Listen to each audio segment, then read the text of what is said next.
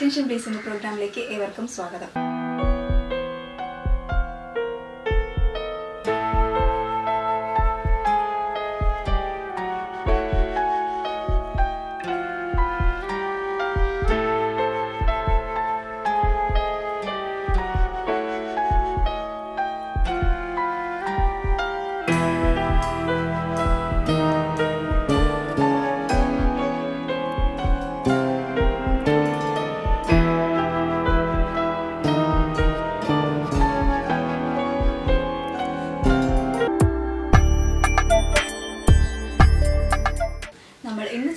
വിഷയം മദ്യപാനാസക്തിയും അതിന്റെ ചികിത്സാ രീതികളുമാണ്. ഇത് നമ്മളോടൊപ്പം ഷെയർ ചെയ്യാൻ ഡോക്ടർ പവത്തിൻ സർ എത്തിയിട്ടുണ്ട്. ഇദ്ദേഹം വെഞ്ഞാറമൂട് മെഡിക്കൽ കോളേജിലെ ക്ലിനിക്കൽ സൈക്കോളജിസ്റ്റ് ആണ്. നമുക്ക് ഇദ്ദേഹത്തോട് ചോദിക്കാം. സർ, ഇന്ന് നമ്മുടെ സമൂഹത്തിൽ കണ്ടുവരുന്ന ഏറ്റവും വലിയൊരു രീതിയാണ് മദ്യപാനം എന്ന് പറയുന്നത്. ഈ മദ്യപിക്കുന്നത് എന്തിനാണ് ആൾക്കാർ? മദ്യപിക്കുന്നതിന് ഒരുപാട് റീസൺസ് ഉണ്ട്. പ്രത്യേകിച്ച് ഒരു കാരണം നമുക്ക് പറയാൻ പറ്റത്തില്ല. തുടക്കം ഫ്രണ്ട്സിൻ്റെ സ്വാധീനം കൊണ്ട് തന്നെയാണ്, യാതൊരു സംശയമില്ല. ഫ്രണ്ട്സിൻ്റെ സ്വാധീനം കൊണ്ട് തുടങ്ങിയതിന് ശേഷം പിന്നെ അത് പല പ്രാവശ്യം ആവർത്തിച്ചാണ് മദ്യാസക്തി എന്ന രോഗത്തിലേക്ക് തന്നെ ചെന്നെത്തുന്നത്.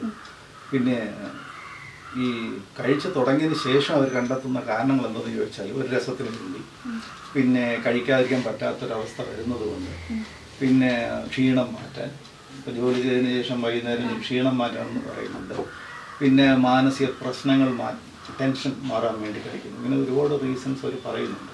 അതുകൊണ്ട് പ്രത്യേകിച്ച് നമുക്ക് എടുത്തൊരു കാരണം നമുക്ക് പറയാം. ഈ റീസൺസ് ഇത് കറക്റ്റ് ആണോ സാർ? എങ്ങനെയൊക്കെ ചെയ്യുമ്പോൾ അത് മാറുമെന്നുള്ളത് അത് വെറുതെ ഒരു മാനസികമായിട്ടുള്ള തോന്നലാണോ? അത് തീർച്ചയായിട്ടും അതൊരു അഡിക്ഷൻ്റെ ഒരു ലക്ഷണം കൂടിയാണ് എന്നാണ് നമുക്ക് പറയാൻ പറ്റുന്നത്. ഇപ്പം നമ്മൾ സന്തോഷിക്കാൻ വേണ്ടി പല കാരണങ്ങൾ കണ്ടെത്തുന്നു. ഒരു ബേസിക് റീസൺ നമുക്ക് എടുത്തു പറയാൻ പറ്റുന്നതെന്ന് പറഞ്ഞാൽ, നമ്മൾ വെസ്റ്റേൺ കൾച്ചർ ഇവിടെ ഇമ്പോസ് ചെയ്യപ്പെടുന്നുണ്ട്. ഇപ്പോൾ നമ്മുടെ സായിപ്പന്മാരെ നമ്മൾ അവരുടെ പ്രവൃത്തികൾ നമ്മളിൽ ഒരുപാട് സ്വാധീനം ചെലുത്തുന്നുണ്ട്. അതുതന്നെയാണ് ഒരു റീസണായിട്ട് നമുക്ക് പറയുന്നത്. അപ്പോൾ അതുകൊണ്ട് കഴിച്ചു തുടങ്ങുകയാണ് ചെയ്യുന്നത്. പിന്നെയാണ് അവർ കഴിക്കാൻ പറ്റാത്ത ഒരവസ്ഥയിലേക്ക് ചെന്ന് എത്തിച്ചേരുന്നത്. ഈ മദ്യപാനം ഏറ്റവും കൂടുതൽ സ്ത്രീകളെയാണ് ബാധിക്കുന്നത് സർ. കുടുംബത്തിൽ കൂടുതൽ പ്രശ്നങ്ങൾ രൂക്ഷമാകുന്നത് മദ്യപാനം വഴിയാണ്. തീർച്ചയായിട്ടും. അപ്പം സാറിന്റെ അഭിപ്രായം എന്താണ് അതിനെക്കുറിച്ച്? തീർച്ചയായിട്ടും കുടുംബത്തെയാണ് സ്വാധീനിക്കുന്നത്. നമ്മൾ മദ്യപാനം അല്ല, മദ്യാസക്തി, മദ്യത്തോടുള്ള അമിതമായ ആഗ്രഹം, അതാണ് മദ്യാസക്തി എന്നുള്ള വാക്കുകൾ ഉദ്ദേശിക്കുന്നത്. അത് കുടുംബത്തെ നന്നായിട്ട് സ്വാധീനിക്കും. കുടുംബത്തെ എന്ന് പറയുമ്പം വൈഫിനെയും കുട്ടികളെയും, വൈഫിനെയാണ് ആദ്യം ബാധിക്കുന്നത്. ഇപ്പോൾ ഭാര്യമാരിൽ ഒരുപാട് വിഷാദ രോഗം കണ്ടുവരുന്നുണ്ട്. അതിനൊരു റീസൺ ഹസ്ബൻഡിൻ്റെ മദ്യപാനം തന്നെയാണ്, അത് യാതൊരു സംശയമില്ല. ഈ വിഷാദ രോഗം പിന്നെ കൂടി അതൊരു ആത്മഹത്യയിലേക്ക് തന്നെ എത്തിച്ചേരുന്ന ഒരവസ്ഥയാണ്. അപ്പോൾ ഭാര്യയിൽ പ്രശ്നങ്ങൾ കൂടുമ്പോൾ എന്ത് സംഭവിക്കുന്നത്? കുട്ടികളെയും ബാധിക്കും. ഇപ്പോൾ സ്വാഭാവികം നമ്മൾ വേറെ നല്ല ഒരു മൂടല്ലാതിരിക്കുമ്പോൾ ആരെങ്കിലും എന്തെങ്കിലും ചോദിച്ചാൽ നമ്മൾ ദേഷ്യപ്പെടുമെന്ന് പറഞ്ഞ പോലെ, ഇപ്പം ഹസ്ബൻഡിൻ്റെ പ്രവൃത്തികൾ കൊണ്ട് ഓട്ടോമാറ്റിക്കായിട്ട് കുട്ടികളിലേക്ക് ഭാര്യമാരുടെ ദേഷ്യം പകരുന്നു എന്നുള്ളതാണ്. തീർച്ചയായിട്ടും സ്വാധീനിക്കും. ഇപ്പം കുട്ടികളിലും പഠന പ്രശ്നങ്ങളും പഠിക്കാൻ പറ്റാത്ത അവസ്ഥകളും മാനസികമായ പ്രശ്നങ്ങളും ഒക്കെ അവർക്ക് ഉണ്ടായി വരുന്നത് സത്യം തന്നെയാണ്. പൊതുവേ നമ്മൾ ഈ മദ്യാസക്തിയെ ഒരു കുടുംബ രോഗമായിട്ടാണ് നമ്മൾ കാണുന്നത്. കുടുംബത്തെ മൊത്തമായിട്ടത് ബാധിക്കും, അതിന് യാതൊരു സംശയമില്ല. മദ്യാസക്തി രോഗാവസ്ഥ തന്നെയാണ്, അതിന് യാതൊരു സംശയമില്ല. നമ്മളിപ്പോൾ 100 പേര് മദ്യപിക്കുന്നതിൽ 70 പേരും സോഷ്യൽ ഡ്രിങ്കേഴ്സാണ്. മദ്യപാനികൾ എന്നുള്ള വാക്കാണ് ഉദ്ദേശിക്കുന്നത്. പക്ഷേ ഒരു 30 പേര് അഡിക്റ്റഡ് ആണ്, മദ്യാസക്തരാണ്. അപ്പം മദ്യപിക്കുന്നവരിൽ 70% പേരും കുഴപ്പമില്ലാത്തവരാണ് എന്ന് നമുക്ക് പറയാം. പക്ഷേ 30% ആൾക്കാർ കുഴപ്പക്കാരാണ്. അതിന് യാതൊരു കുഴപ്പക്കാരെന്ന് പറഞ്ഞാൽ രോഗാവസ്ഥയിൽ എത്തിയവരാണ്. അപ്പോൾ അവർക്ക് രോഗമായതുകൊണ്ട് അവർക്ക് ചികിത്സിച്ച് അത് സ്റ്റോപ്പ് ചെയ്യേണ്ടി വരും. നമ്മുടെ ഇന്ന് സമൂഹത്തിൽ ഒരുപാട് ചികിത്സകൾ ഉണ്ട്. ഇപ്പോൾ അലോപ്പതിയിലുണ്ട്, ആയുർവേദത്തിലുണ്ട്, ഹോമിയോയിലുണ്ട്. പിന്നെ ഈ പത്രങ്ങളിലൊക്കെ നമ്മൾ കാണുന്നുണ്ടല്ലോ, എന്താണ് രോഗി അറിയാതെ എന്തുകൊണ്ട് മരുന്ന് കൊടുക്കാം, ഭക്ഷണത്തിൽ കൊടുത്തു കഴിഞ്ഞാൽ ഈ മദ്യാസക്തി നിൽക്കും എന്നൊക്കെ. ഇങ്ങനെ ഒരുപാട് ചികിത്സാ മാർഗം നിലവിലുണ്ട്. പക്ഷേ യഥാർത്ഥ ചികിത്സ എന്ന് പറയുന്നത് അലോപ്പതിയിലെ ചികിത്സ തന്നെയാണ്. അത് കിടത്തി ചികിത്സയാണ്. വ്യക്തിയിൽ ആ പേഷ്യൻ്റെ താല്പര്യം വളരെ പ്രാധാന്യം അർഹിക്കുന്നതാണ്. എനിക്ക് നിർത്തണം എന്ന് സ്വയം തോന്നിക്കഴിഞ്ഞാൽ തീർച്ചയായിട്ടും പുള്ളിക്ക് അതിന് രക്ഷപ്പെടാൻ പറ്റും. പക്ഷെ എനിക്ക് നിർത്തണമെന്ന് തോന്നുമ്പോൾ ശരിക്കും പറഞ്ഞാൽ ഈ ചികിത്സയോട് പുള്ളി സഹകരിക്കണം. ഇപ്പോൾ കിടത്തി ചികിത്സ മാത്രമേ അത് സക്സസ് ആവുകയുള്ളൂ. ഇപ്പോൾ നമ്മൾ മരുന്നുകൾ മാത്രം കൊടുത്തു വിട്ട് കഴിഞ്ഞാൽ അത് ശരിയാവില്ല. അതെന്തെന്ന് ചോദിച്ചു കഴിഞ്ഞാൽ മദ്യാസക്തി രോഗമാണ്. അപ്പോൾ രോഗമാണ് എന്ന് നമ്മൾ ചുമ്മാ പറയാൻ പറ്റില്ല, അതിന് ലക്ഷണങ്ങൾ കാണണമല്ലോ. മറ്റ് അസുഖങ്ങൾക്ക് ലക്ഷണങ്ങളുള്ള പോലെ മദ്യാസക്തിക്കും ലക്ഷണങ്ങളുണ്ട് എന്നുള്ള സത്യമാണ്. അതിൽ 4 ലക്ഷണങ്ങളാണ് ഇൻ്റർനാഷണലി ആക്സെപ്റ്റഡ് ആയിട്ടുള്ളത്. ഒന്ന്, സ്ഥിരം മദ്യപിക്കുന്ന വ്യക്തി പെട്ടെന്ന് നിർത്തുമ്പോൾ ഉണ്ടാകുന്ന ശാരീരികമായ അസ്വസ്ഥതകൾ. അത് ശാരീരികമായ അടിമത്തം അല്ലെങ്കിൽ ഫിസിക്കൽ ഡിപ്പെൻഡൻസ് എന്നാണ് പറയുന്നത്. അതെന്തെന്ന് ചോദിച്ചാൽ 24 മണിക്കൂർ പുള്ളി നിർത്തുകയാണെങ്കിൽ പെട്ടെന്ന് ശാരീരികമായ അസ്വസ്ഥത എന്ന് പറയുന്നത് ഉറക്കം കാണൂല. ഉറക്കമില്ലായ്മയാണ് ആദ്യം നമുക്ക് കാണുന്ന ലക്ഷണം. അഥവാ ഉറങ്ങിയാൽ തന്നെ ഇറഗുലർ സ്ലീപ്പായിരിക്കും. അത് ഉറങ്ങും എണീക്കും ഇങ്ങനൊരു അവസ്ഥയിലാണ് വരുന്നത്. ഉറങ്ങിക്കഴിഞ്ഞാലും ഭയങ്കര സ്വപ്നങ്ങളായിരിക്കും. പാമ്പ് വരുന്ന പോലെ, മൃഗങ്ങൾ വരുന്ന, ഉപദ്രവിക്കാൻ വരുന്ന പോലെയൊക്കെ പേടി സ്വപ്നങ്ങൾ കാണുന്നുണ്ട്. ഇത് ശാരീരികമായ അടിമത്തത്തെ കാണിക്കുകയാണ്. പിന്നെ വരുന്നത് വിശപ്പില്ലായ്മ. അന്ന് 24 മണിക്കൂർ തൊട്ടിലൊന്നും അന്ന് ആഹാരം കഴിക്കില്ല. അതാണ് ചിലർ വെള്ളം മാത്രം കുടിച്ച് പോകുന്നത്. അപ്പോൾ ഉറക്കമില്ലായ്മ, വിശപ്പില്ലായ്മ, രാവിലെ ബ്രഷ് ചെയ്യുമ്പോൾ ഓക്കാനം, ഛർദിൽ, പിന്നെ എല്ലാ കളറിൽ ഛർദിക്കുന്നുണ്ട്. അത് ബൈലിനെ, ലിവറിനെയൊക്കെ ബാധിച്ചതുകൊണ്ടാണ്. ഇങ്ങനെയുള്ള സിംറ്റംസ് ഏതെങ്കിലും ഉണ്ടെങ്കിൽ നമുക്ക് പറയാം പുള്ളി അഡിക്റ്റഡ് ആണ്. അത് ഫിസിക്കൽ ഡിപ്പെൻഡൻസ് എന്ന ആദ്യത്തെ സിംറ്റം ഉണ്ട് എന്നുള്ളത് നമുക്ക് പറയാം. രണ്ടാമത്തെ ലക്ഷണം മാനസികമായ ആശ്രയത്വം. മനസ്സ് മദ്യത്തെ ആശ്രയിച്ചിരിക്കുന്നു എന്നാണ് പറയും. അതായത് സന്തോഷം വന്നാലും ഇവർ കഴിക്കും, സങ്കടം വന്നാലും കഴിക്കും. അതാണ് ഇതിനകത്തൊരു പ്രത്യേകത. അതുപോലെ ഏത് വികാരത്തിനും ഇപ്പം ആരെങ്കിലും ഒരു ഫ്രണ്ടിൻ്റെ റിലേറ്റീവ് മരിച്ചെന്ന് പറഞ്ഞാലും അതിനൊരു റീസൺ കണ്ടെത്തി അവർ. പിന്നെ അത് മാത്രമല്ല, നമുക്കൊന്ന് കൂടാം എന്ന് പറഞ്ഞു കഴിഞ്ഞാൽ അവരുടെ മനസ്സിൽ ആദ്യം വരുന്നത് മദ്യമാണ്. പക്ഷെ മദ്യപാനികൾ അല്ലെങ്കിൽ സോഷ്യൽ ഡ്രിങ്കേഴ്സിൽ അതല്ല. അതാണ് ആ വ്യത്യാസം. അപ്പം ഏത് മാനസിക പ്രശ്നത്തിനും പുള്ളി മദ്യത്തെ ആശ്രയിക്കുന്നു എന്നുള്ളതാണ്. അതാണ് മാനസികമായ ആശ്രയത്വം, സൈക്കോളജിക്കൽ ഡിപ്പെൻഡൻസ്. മൂന്നാമത്തെ ലക്ഷണം എന്ന് പറയുന്നത് എന്താണ്, ക്രേവിങ്. അതായത് ഇന്ന് വേണ്ട, ഇന്ന് കഴിക്കേണ്ടെന്ന് വിചാരിച്ചാലും പുള്ളിക്ക് രാവിലെ ആകുമ്പോൾ മദ്യപിക്കുന്ന ടെൻഡൻസി വളരെ സ്ട്രോങ് ആയിട്ട് വരും എന്നുള്ളതാണ്. പിന്നെ എന്ന് പറയുന്നത് അൺകൺട്രോളബിലിറ്റി. നിയന്ത്രിച്ച് കഴിക്കാൻ പറ്റത്തില്ല. നമുക്ക് ഏറ്റവും പെട്ടെന്ന് മനസ്സിലാക്കാൻ പറ്റുന്ന ഒരു ലക്ഷണവും ഇതാണ്. അതായത് സോഷ്യൽ ഡ്രിങ്കേഴ്സ് 1-2 പെഗ് മാത്രം കഴിക്കും. പിന്നെ അവർക്ക് ശരീരത്തിനോ മനസ്സിനോ സമൂഹത്തിനോ കുടുംബത്തിനോ അവർക്ക് യാതൊരു പ്രശ്നവും ഇല്ല. പക്ഷെ അഡിക്റ്റഡ് ആയിട്ടുള്ള ഒരാളിന് 2 പെഗ്സിൽ അവർ നിർത്താൻ പറ്റില്ല. അവർ 1 പെഗ് കഴിക്കാൻ എന്ന് പറഞ്ഞായിരിക്കും പോകുന്നത്. പക്ഷേ 1 ആയി, 2 ആയി, 2 കഴിഞ്ഞ് 3 കഴിക്കും. 3 കഴിഞ്ഞ് കഴിഞ്ഞാൽ നമ്മൾ മനസ്സിലാക്കി ഡെയിലി കഴിക്കുന്നവർ 3 പെഗിൽ കൂടുതൽ കഴിക്കുകയാണെങ്കിൽ അവർ അഡിക്റ്റഡാണ്. മദ്യാസക്തി എന്ന രോഗം അവർക്ക് ഉണ്ട് എന്നുള്ളതാണ്. ഇത് ശരിക്കും നമ്മുടെ സമൂഹം അറിഞ്ഞിരിക്കേണ്ടതാണ്. ഇത് സമൂഹം മാത്രമല്ല, ഇത് നമ്മുടെ ടീച്ചേഴ്സും ഒക്കെ അറിഞ്ഞിരിക്കും. കുട്ടികൾക്ക് പകർന്നു കൊടുക്കേണ്ട ഒരു ഇൻഫർമേഷൻ കൂടിയാണ്. അതായത് ഇത് ആര് അഡിക്റ്റഡ് ആവില്ല എന്ന് നമുക്ക് പറയാൻ പറ്റില്ല. അത് ഓരോ വ്യക്തികളുടെ ശാരീരിക മാനസികാവസ്ഥയെ ആശ്രയിച്ചിരിക്കുന്നു എന്നുള്ളതാണ് ഒരു ഫാക്ട്. ഇപ്പോൾ ഈ ചികിത്സ ഉണ്ടല്ലോ സർ, ഈ നമ്മൾ മദ്യപാനം മാറ്റാനൊക്കെ വേണ്ടിയിട്ടുള്ള ഈ ചികിത്സ കഴിഞ്ഞിട്ടും പിന്നെയും മദ്യപിക്കുന്നവരുണ്ട്. അങ്ങനെയുള്ളവർക്ക് വീണ്ടും അങ്ങനെ അല്ല, ഞാൻ പറയട്ടെ, അതിന്റെ ചികിത്സയെ പറ്റി നമുക്ക് പറയുമ്പോൾ അത് പറയാൻ പറ്റും. ഇപ്പൊ ചികിത്സ എന്ന് പറയുമ്പോൾ അലോപ്പതിയിലെ ചികിത്സ ഞാൻ ഈ 4 ലക്ഷണങ്ങൾ പറഞ്ഞല്ലോ: physical dependence, psychological dependence, uncontrollability and desire. അതായത് ശാരീരിക അടിമത്തം, മാനസികമായ ആശ്രയത്വം, നിയന്ത്രണമില്ലായ്മ, ആഗ്രഹം. ഈ 4 ലക്ഷണങ്ങൾ ഏതെങ്കിലും ഒന്നുണ്ടെങ്കിൽ അഡിക്ഷൻ ഉണ്ടെന്ന് ഞാൻ പറഞ്ഞു. ഈ 4 ലക്ഷണങ്ങളെ ആസ്പദമാക്കി തന്നെയാണ് ചികിത്സ പോകുന്നത്. ഫസ്റ്റ് നമ്മൾ കിടത്തി ചികിത്സ എന്ന് പറഞ്ഞു. ഇപ്പോൾ 12 days ഉള്ള ട്രീറ്റ്മെൻറ്റ് ഉണ്ട്. ഇപ്പോൾ ഞങ്ങൾ 12 days ട്രീറ്റ്മെൻ്റ് ആണ്. ഇൻ്റർനാഷണൽ ആക്സെപ്റ്റഡ് 21 days ആണ്, 21 ദിവസത്തെ ട്രീറ്റ്മെൻറ്റ്. അത് 3 സ്റ്റേജായിട്ടാണ് ട്രീറ്റ് ചെയ്യുന്നത്. ഫസ്റ്റ് ട്രീറ്റ്മെൻറ്റ് മെഡിസിൻസ് കൊടുത്താണ്. ഇപ്പം ഞാൻ നേരത്തെ ഫിസിക്കൽ ഡിപ്പെൻഡൻസ് എന്ന് പറഞ്ഞില്ല, ശാരീരികമായ അടിമത്തം മാറാൻ മെഡിസിൻ കൊടുക്കും. മെഡിസിൻ കൊടുക്കുമ്പോൾ ഈ ഓക്കാനം, കൈവറയിൽ, ശരീരം മൊത്തം വിറയൽ, ഉറക്കം, വിശപ്പ്, ഇതൊക്കെ ഞാൻ പറഞ്ഞല്ലോ, ഇതെല്ലാം അങ്ങ് മാറും. ഒരു ഫസ്റ്റ് 5 days കഴിയുമ്പോൾ മാറും. സെക്കൻഡ് സ്റ്റെപ്പ് കൗൺസിലിംഗ് ആണ്, ഡി അഡിക്ഷൻ കൗൺസിലിംഗ്. അവിടെയാണ് ഫാമിലിയെ ബാധിച്ചിട്ടുണ്ടെങ്കിൽ ഫാമിലി തെറാപ്പി നമ്മൾ ചെയ്യുന്നത്. വൈഫുമായിട്ട് ഡിസ്കസ് ചെയ്യും, കുട്ടികളുമായിട്ട് ഡിസ്കസ് ചെയ്യും, അവരുടെ മാനസികാവസ്ഥയിൽ വ്യത്യാസം വരുത്തും, അതൊക്കെയാണ് നമ്മൾ ചെയ്യുന്നത്. അപ്പം സൈക്കോളജിക്കൽ ട്രീറ്റ്മെൻറ്റ് എന്നുള്ളത് കൗൺസിലിംഗ് ആണ്. ഇപ്പോൾ കൗൺസിലിംഗ് എന്ന് പറയുമ്പോൾ നമ്മളിപ്പോൾ ഇന്ന് നമ്മുടെ സമൂഹം വളരെ ലാഘവത്തോടെ കാണുന്ന ഒന്നായിട്ടാണ് ഞാൻ മനസ്സിലാക്കിയിട്ടുള്ളത് കൗൺസിലിംഗ്. പക്ഷേ ലാഘവത്തോടെ കാണാൻ പറ്റില്ല. കൗൺസിലിംഗ് 2 രീതിയിൽ വരാം. ലേമാൻ കൗൺസിലിംഗ് അല്ല ഞാൻ ഉദ്ദേശിച്ച പ്രൊഫഷണൽ കൗൺസിലിംഗ് ആണ്. പ്രൊഫഷണൽ കൗൺസിലിംഗിൽ ഒരു വ്യത്യാസം ഒന്നെന്ന് പറഞ്ഞാൽ, ഒരു പേഷ്യനോട് നമ്മൾ സംസാരിച്ചുകൊണ്ടിരിക്കുമ്പോൾ, ഇപ്പോൾ സപ്പോസ് വൈഫിനോട് സംസാരിച്ചുകൊണ്ടിരിക്കുമ്പോൾ അവർ ചിലപ്പോൾ ഹസ്ബൻഡിനെ പ്രൊട്ടക്റ്റ് ചെയ്യുമായിരിക്കും. ഹസ്ബൻഡ് കുഴപ്പമൊന്നുമില്ല, ഈസ് ഓക്കെ എന്നൊക്കെ പറയും, മനസ്സിലായി, എസ്പെഷ്യലി പുള്ളിയുടെ പ്രസൻസിൽ. പക്ഷേ അവർ സംസാരിക്കുമ്പോൾ തന്നെ അവരിലെ വിഷാദം നമുക്ക് മനസ്സിലാവും. ആ ഒരു അസസ്മെൻറ്റ്, ഒരു മെൻ്റൽ സ്റ്റാറ്റസ് എക്സാമിനേഷൻ കൗൺസിലിങ്ങിൻ്റെ കൂടെ പ്രിലിമിനറി കൗൺസിലിംഗ് തന്നെ നമുക്ക് മനസ്സിലാകണം, എങ്കിലേ നമുക്കത് ട്രീറ്റ് ചെയ്യാൻ പറ്റുള്ളൂ. അപ്പോൾ അങ്ങനെ ഒരു professional counselling, especially de addiction counselling ഒരു പ്രത്യേകത എന്ന് പറഞ്ഞാൽ ഈ അഡിക്ഷൻ എത്രമാത്രം ഫാമിലിയെ ബാധിച്ചിരിക്കുന്നു എന്നുള്ളത് നമുക്ക് അറിയാൻ പറ്റും. അതിന് ബേസ് ചെയ്തിട്ടുള്ള ട്രീറ്റ്മെൻറ്റ് മെത്തേഡാണ് നമ്മൾ കൊടുക്കുന്നത്, ഫാമിലിക്ക് ഉൾപ്പെടെ. അപ്പോൾ കൗൺസിലിംഗ് ഫാമിലിക്കും ഉണ്ട്, കുട്ടികൾക്കും, ഫാമിലിക്ക് എന്ന് പറഞ്ഞാൽ കുട്ടികൾക്കുണ്ട്, വൈഫിനുണ്ട്, ഇത് പേഷ്യൻ്റ്, മൊത്തമായ കൗൺസിലിംഗ് ആണ് നമ്മൾ ചെയ്യുന്നത്. മൂന്നാമത്തെ സ്റ്റെപ്പ് എന്ന് പറയുന്നത് ഒരു മെഡിസിൻ നമ്മൾ ഇൻസേർട്ട് ചെയ്യുന്നുണ്ട്. അത് 1 വർഷം കഴിക്കണം. അപ്പോൾ ആൾക്കാർ പറയുന്നുണ്ട് ഇപ്പോൾ ഡി അഡിക്ഷൻ ട്രീറ്റ്മെൻറ്റ് എടുക്കുന്ന സമയത്ത് ഒരു ഇഞ്ചക്ഷൻ കൊടുക്കും, ആ ഇഞ്ചക്ഷൻ എടുത്തു കഴിഞ്ഞാൽ പിന്നെ ആയുസ്സിൽ കഴിക്കാൻ പറ്റില്ല, കഴിച്ചു കഴിഞ്ഞാൽ അയാൾക്ക് എന്തെങ്കിലും അപകടം പറ്റും എന്നൊരു കൺസെപ്റ്റ് ഉണ്ട്. 100% തെറ്റാണ്. അങ്ങനെ ഒരു ഇഞ്ചക്ഷൻ ഒന്നും കണ്ടുപിടിച്ചിട്ടില്ല. നമ്മുടെ സമൂഹത്തിലുള്ള ട്രീറ്റ്മെൻറ്റ് കൊടുക്കുന്നവർ തന്നെയാണ് ഇത്തരം തെറ്റായ ഇൻഫർമേഷൻസ് ഫീഡ് ചെയ്തത്. അങ്ങനെയില്ല. പക്ഷേ ഒരു ഡയസൾഫിറാം എന്നുള്ളൊരു മെഡിസിൻ ഉണ്ട്. അപ്പോൾ അത് മെഡിസിനാണ്, നമ്മൾ പാരസെറ്റമോൾ പോലെ ഇരിക്കും.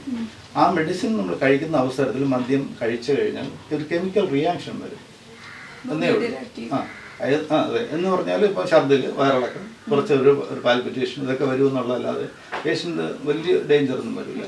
പക്ഷേ അത് കൊടുക്കുന്നതിന് മുമ്പ് നമ്മൾ അവരുടെ ഫിസിക്കൽ കണ്ടീഷൻ എല്ലാം നോർമലാക്കിയിരിക്കും. അത് വ്യക്തമായി പേഷ്യൻറ്റിനും ഭാര്യയ്ക്കും റിലേറ്റീവ്സിനും നമ്മൾ ആ ഇൻഫർമേഷൻ പാസ് ചെയ്യും. So this is the medicine and effect ഇതൊക്കെയാണ് എന്ന് പറയുന്നത്. അപ്പോൾ ഇതിന് 2 ഇഫക്റ്റാണ്. ഒന്നെന്ന് പറയുന്നത് ഇത് ആൻറ്റി ക്രേവിങ് ഡ്രഗാണ്, ടെൻഡൻസി കുറയുന്ന മരുന്നാണ്. ഈ മരുന്ന് കഴിച്ചിരിക്കുന്ന അവസരത്തിൽ ക്രേവിങ് കുറയും. രണ്ടാമത്തെ സംഗതി, ഇതിന് റിയാക്ഷൻ വരുമെന്ന് നമുക്ക് പേഷ്യൻറ്റിനെ അറിയാം, കാര്യം പേഷ്യൻ്റ് നമ്മൾ എഡ്യൂക്കേറ്റ് ചെയ്തിരിക്കും. അപ്പോൾ അത് രാവിലെ മരുന്ന് കഴിച്ച് പോകുമ്പോൾ എന്ത് സംഭവിക്കുന്നത്, അവന് മരുന്ന് കഴിച്ചിരിക്കുകയായിരുന്നു എന്നൊരു ബോധം ഉള്ളത് കൊണ്ട് അവൻ അതിൽ നിന്ന് പിന്മാറി. ഏത് സാഹചര്യം വന്നാലും പിന്മാറി. അതാണ് ഞാൻ ആദ്യം പറഞ്ഞത്, പേഷ്യൻ്റെ കൺസെൻറ്റ്, സമ്മതം വളരെ പറഞ്ഞു. എനിക്ക് രക്ഷപ്പെടണം എന്നൊരു താല്പര്യമുണ്ടെങ്കിൽ തീർച്ചയായിട്ടും നമുക്ക് പുള്ളി രക്ഷപ്പെടുത്താൻ പറ്റും എന്നുള്ളതാണ്. 90% ആൾക്കാരും ഈ അസുഖത്തിന് വേണ്ടി മരുന്ന് കഴിച്ചിട്ടും വീണ്ടും അത് കണ്ടിന്യൂ ചെയ്യുന്നവരുണ്ട് അല്ലേ സർ? ഈ മരുന്ന് തീർച്ചയായിട്ടും അത് അത് അത് അത് അത് ഭയങ്കര രസകരമായ ഒരു എനിക്ക് തോന്നി.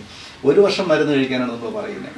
4 വർഷമായിട്ട് മരുന്ന് നിർത്താത്ത ആൾക്കാരുണ്ട്. ബിവറേജ് കോർപ്പറേഷനിൽ വർക്ക് ചെയ്യുന്നവരുണ്ട്, ബാറിൽ വർക്ക് ചെയ്യുന്നവരൊക്കെ നമ്മൾ ചികിത്സിച്ചിട്ടുണ്ട്. അപ്പോൾ അവർ പറയുന്നതെന്ന് സാറേ ഈ മരുന്ന് കഴിക്കാതെ പോയാൽ ശരിയാവില്ല, ഞാൻ കഴിച്ചു പോകുന്നു. അതൊരു സത്യമുണ്ട്. അതിനകത്ത് ഒരു പ്രാവശ്യം ഇപ്പം നമ്മൾ 5 വർഷം ഈ ട്രീറ്റ്മെൻറ്റ് ശേഷം മദ്യപിച്ചില്ല എന്ന് വിചാരിക്കുക, ഒരു ദിവസം കഴിച്ചാൽ വീണ്ടും ടെൻഡൻസി വരും.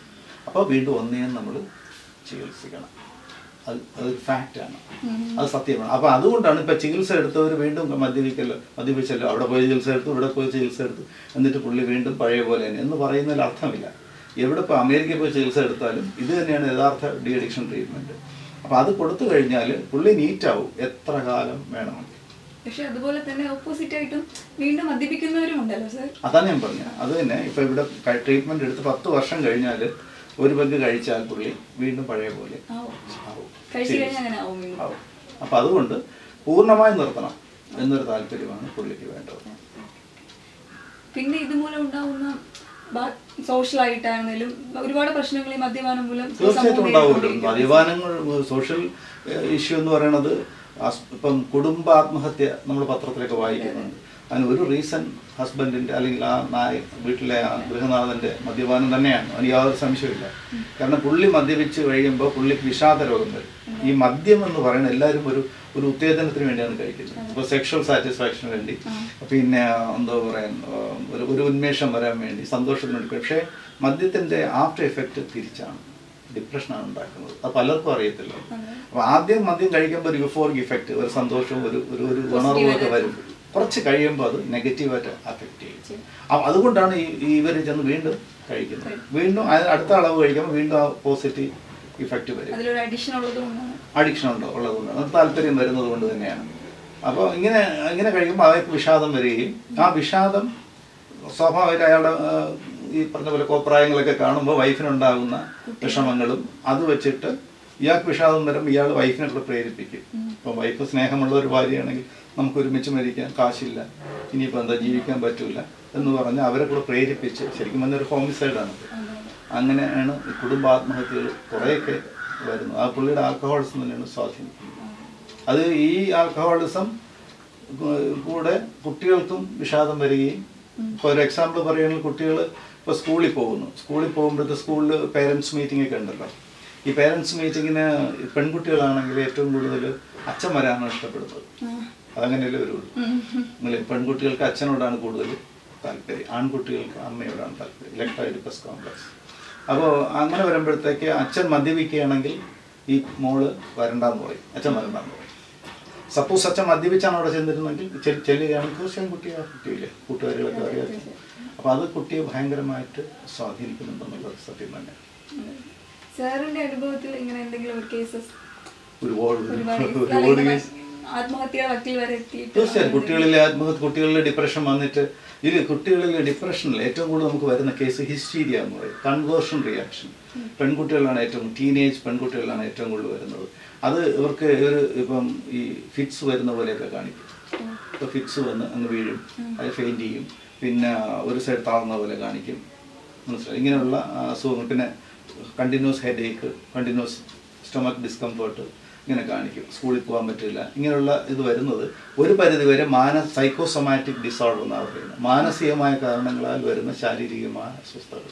അത് കുട്ടികളിലാണ് ഏറ്റവും കൂടുതൽ കണ്ടുവരുന്നത്. ഇവിടെ വരുന്നതിൽ നമുക്ക് പിൻ പോയിന്റ് ചെയ്ത് ഒരു കുട്ടിയുടെ എന്ന് പറയും, ഒരുപാട് പിള്ളേരുണ്ട്. ഒരാളുടെ അഭിപ്രായം പറയേണ്ട ആവശ്യമില്ല. ഇത് വളരെ ശ്രദ്ധിക്കേണ്ട ഒരു സംഗതി തന്നെയാണ്.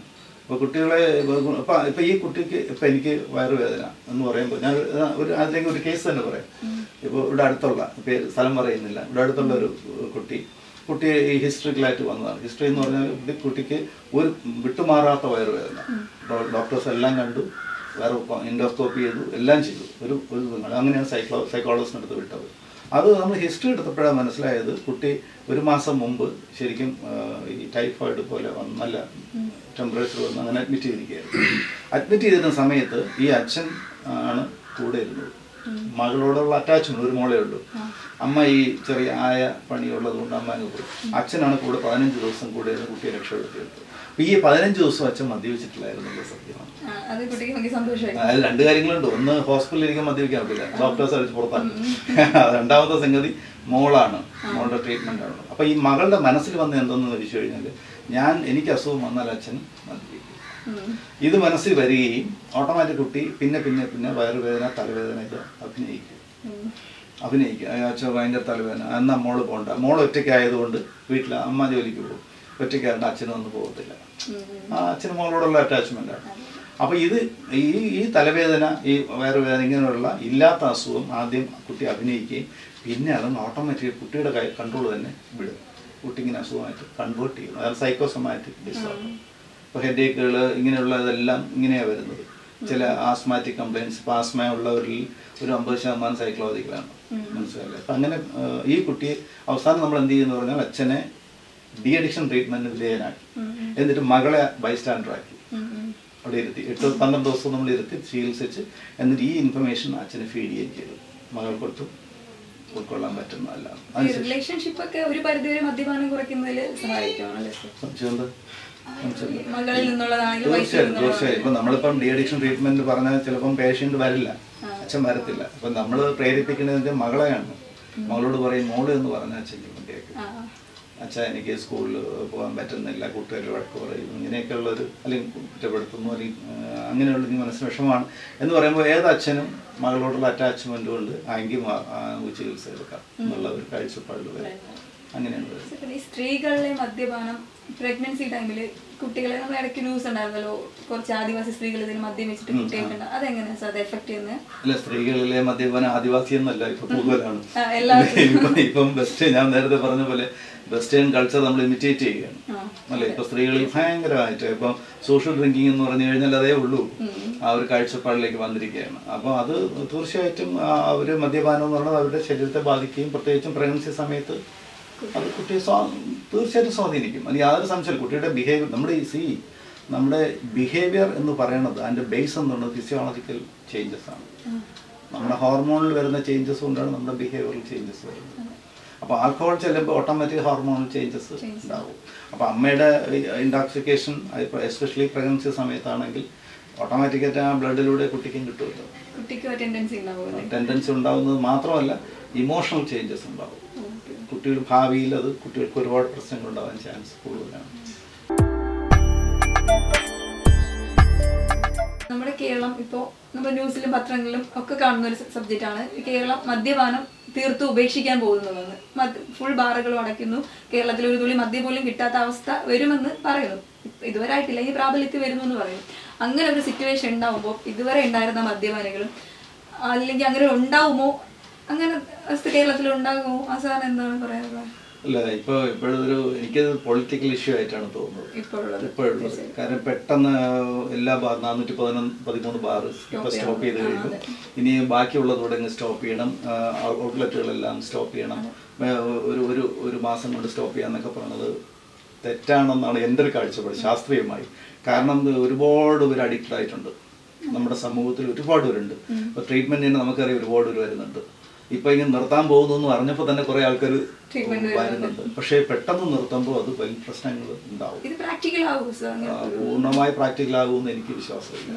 കാരണം എന്ന് പറഞ്ഞാൽ ഇപ്പൊ പെട്ടെന്ന് നിർത്തുമ്പോൾ ഡോക്ടേഴ്സ് എല്ലാം വിജിലന്റ് ആവണം, ഹോസ്പിറ്റൽസ് എല്ലാം വിജിലന്റ് ആവണം. ഡി അഡിക്ഷൻ കൊടുക്കേണ്ടത് ഡി അഡിക്ഷൻ കൊടുത്തില്ല എന്നുണ്ടെങ്കിൽ ഒരുപാട് പേർക്ക് മാനസിക പ്രശ്നങ്ങളുണ്ടാവും, ആത്മഹത്യകൾ ഉണ്ടാവും, മനസ്സിലായില്ലേ, കാർ ആക്സിഡൻസ് ഉണ്ടാവും, കാര്യം കിട്ടാതെ വരുമ്പോൾ ഓടിക്കും, ഫിറ്റ്സ് വരും, ആക്സിഡന്റ് ആവും, ഇങ്ങനെ. അപ്പൊ അതുകൊണ്ട് അവരെ ട്രീറ്റ് ചെയ്യാനുള്ള സംവിധാനം കൂടി കാണാതെ നമ്മൾ ഇങ്ങനെ ഒരു ഡിസിഷൻ എടുക്കുന്നത് വളരെ അൺസയന്റിഫിക് ആയിട്ടാണ് എനിക്ക് തോന്നുന്നത്. പണ്ടൊരു ചാരായ നിരോധനം വന്നപ്പോഴത്തേക്ക് കുറച്ച് വിജിലന്റ് ആയിരുന്നു. അതേ ഒരു കൺസെപ്റ്റ് ഇപ്പൊ ഞാൻ കണ്ടില്ല, ടി വിയിലൊന്നും ഞാൻ ആരും പറയുന്നതായിട്ട് ഞാൻ കേട്ടിട്ടില്ല. പക്ഷെ അത് വേണമെന്നാണ് എൻ്റെ ഒരു അഭിപ്രായം. ഘട്ടം ഘട്ടമായി നിർത്തുന്നതോട് കുഴപ്പമില്ല, പക്ഷെ പെട്ടെന്ന് എല്ലാം സ്റ്റോപ്പ് ചെയ്യുമ്പോൾ അത് വൻ പ്രശ്നങ്ങളിലേക്ക് വഴിതെളിക്കും. മാത്രമല്ല അതിനു വേണ്ടി അവർ പല അഡിക്ഷൻ ഉണ്ടാകുന്ന പല സാഹചര്യത്തിലേക്ക് അവർ വഴിതിരിക്കും എന്നുള്ളതാണ് സത്യം. ഇപ്പൊ തന്നെ ഉണ്ടാവും. ഇപ്പൊ തന്നെ കുട്ടികളിൽ ഇപ്പോ ആൽക്കഹോൾ ഉണ്ട്, ആൽക്കഹോളിസം കുട്ടികളിലും കൂടി വരികയാണ്. അപ്പൊ അവരിപ്പോ കന്നാബിസ് അബ്യൂസിലേക്ക് പോയി, അതായത് കഞ്ച അബ്യൂസിലേക്ക് ഇപ്പൊ മാറിയിരിക്കുകയാണ് കുട്ടികൾ. അപ്പൊ ഓട്ടോമാറ്റിക്കലി ഇവര് തന്നെ വേറെ അബ്യൂസ് ഉണ്ടാക്കും. ആൽക്കഹോൾ സ്റ്റോപ്പ് ചെയ്യുമ്പോൾ അവർക്ക് സിംറ്റംസ്, നേരത്തെ പറഞ്ഞ സിംറ്റംസ് എല്ലാം വരും. ഈ സിംറ്റംസ് അവർക്ക് നിർത്തിയേ പറ്റും. ഇപ്പൊ നമുക്കൊരു വേദന, ശരീരം മൊത്തം വേദനിച്ചുകൊണ്ടിരിക്കുമ്പോഴത്തേക്ക് സാരമല്ല അത് മാറിക്കോളൂ എന്ന് പറയാൻ പറ്റൂ? ഇല്ല. അത് ഇമ്മീഡിയറ്റ് നമ്മൾ എന്തും എടുത്ത് കഴിച്ച്, എന്ത് മരുന്നും എടുത്ത് കഴിച്ചാൽ വേദന ശമിപ്പിക്കാൻ നമ്മൾ ശ്രമിക്കും. എന്ന് പറഞ്ഞ പോലെ വിഡ്രോവൽ സിംറ്റംസ് ഇത്രയും സ്ട്രോങ് ആയി നിൽക്കുന്ന പേഷ്യൻസിൻ്റെ അടുത്ത് ആൽക്കഹോൾ കിട്ടൂല എന്ന് പറയുമ്പോൾ പ്രശ്നങ്ങളുണ്ടാകും. അപ്പോൾ എത്രയും പെട്ടെന്ന് ഹോസ്പിറ്റലൈസ് ചെയ്യേണ്ടി വരും. അങ്ങനെ ഹോസ്പിറ്റലിൽ വന്നു കഴിഞ്ഞാൽ ചികിത്സിക്കാൻ ഡോക്ടർമാർ വേണം, അതിനുള്ള ഫെസിലിറ്റീസ് വേണം, വെച്ചിട്ടാണ് നമ്മൾ ചെയ്യേണ്ടത്. അത് വ്യക്തമായിട്ട് അറിയാം. ഇപ്പൊ ഡി അഡിക്ഷൻ വളരെ കുറവാണ് ഇവിടെ ഉള്ളത് ഹോസ്പിറ്റലുകളിൽ. യഥാർത്ഥമായിട്ട് ഡി അഡിക്ഷൻ നേരത്തെ ഞാൻ പറഞ്ഞ പോലെ പക്ക ഡി അഡിക്ഷൻ സിറ്റിയിൽ തന്നെ കുറവാണ്. ഗവൺമെന്റ് കൺട്രോളിലുള്ള അല്ലെങ്കിൽ സ്പോൺസേർഡ് ഹോസ്പിറ്റൽസ് മാത്രമേ ഇപ്പോൾ ഉള്ളൂ. അല്ലെങ്കിൽ പ്രൈവറ്റിൽ ഇപ്പം 1-2 പേര് മാത്രം, 1-2 ഹോസ്പിറ്റൽ മാത്രമേ ഈവൻ ട്രിവാൻഡ്രത്തുള്ളൂ. ബാക്കി ആരും ഡി അഡിക്ഷൻ ട്രീറ്റ്മെന്റ് ആരും പക്കയായിട്ട് ചെയ്യുന്നില്ല. മരുന്ന് കൊടുത്ത് സിംറ്റംസ് കൺട്രോൾ ചെയ്ത് അങ്ങ് വിടുന്നു എന്നുള്ളല്ലാതെ വേറെ ഒരൊന്നും ചെയ്യുന്നില്ല. അപ്പൊ ആ ക്രേവിങ് നിൽക്കുകയും വീണ്ടും എളുപ്പമായി കഴിക്കുകയും ചെയ്യുന്നൊരവസ്ഥ. ഇതിപ്പോ അല്ലാതെ നിർത്തിക്കഴിഞ്ഞാൽ ഈ അല്ലാത്ത മദ്യം അവരുണ്ടാക്കി കഴിക്കാനോ അല്ലെങ്കിൽ മറ്റെന്തെങ്കിലും അഡിക്ഷനിലേക്ക് പോകാനും ചാൻസ് വളരെ. കേരളത്തിൽ ഇങ്ങനെ ഒരു സിസ്റ്റം വന്നാൽ തന്നെ ഒരുപാട് ദുരന്തങ്ങൾ ഉണ്ടാകുമെന്നുള്ള കാര്യത്തിൽ ദുരന്തം എന്നുള്ളതല്ല, ചികിത്സിക്കുവാനുള്ള മാർഗങ്ങൾ സൃഷ്ടിച്ചിട്ട് വേണം അങ്ങനെയുള്ള ഒരു ഇത് കൊണ്ടുവരുവാൻ എന്നുള്ളത്. അല്ലെങ്കിൽ അതിനുള്ള പാരലായിട്ട് ചികിത്സിക്കുവാനുള്ള സംവിധാനം കൂടി വേണം എന്നുള്ളൊരു സത്യം തന്നെയാണ്. ഇത്രയും സമയം നമ്മളോട് മദ്യപാനാസക്തിയും അതിന്റെ ചികിത്സാ രീതികളെയും കുറിച്ച് ഷെയർ ചെയ്തത് ഡോക്ടർ വി പവിത്രൻ സാറാണ്.